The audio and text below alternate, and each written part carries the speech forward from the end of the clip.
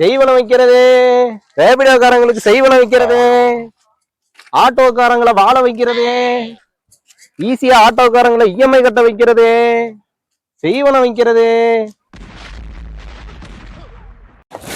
அண்ணா வாங்க வாங்க வாங்க அண்ணே.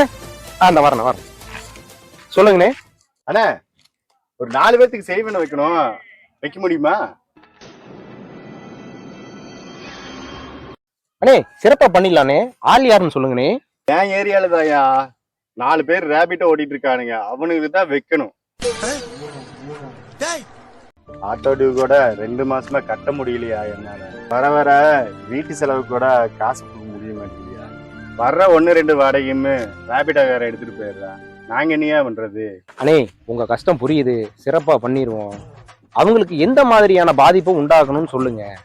அவங்களுக்கு வாடகையே வராம பண்ணணுமா, இல்ல அவங்க பைக்குக்கு டியூ கட்ட முடியாம பேங்குக்காரன் புடுங்கிட்டு போற மாதிரி வைக்கணுமா, இல்ல அடுத்த ஜென்மத்துல அவங்க ஆட்டோக்காரங்களா பிறந்து கஷ்டப்படணுமா? எப்படி பண்ணணும் சொல்லுங்க, தரமா பண்ணி விட்டுருவோம். நீ அப்படியெல்லாம் எதுவும் பண்ணாதயா.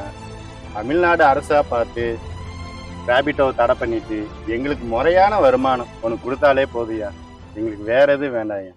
அப்படியானே? அப்பெல்லாம் பண்ண வேண்டாமா? சரி ஓகே ஒண்ணு. அப்ப நம்ம செய்வன வைக்க வேண்டியது ரேபிடோக்காரங்களுக்கு இல்லனே, தமிழ்நாடு அரசுக்கு. நைட்டு 12 மணிக்கு சுடுகாட்டுல பூஜை வந்துருனே. சரியா? சிறப்பா பண்றோம்.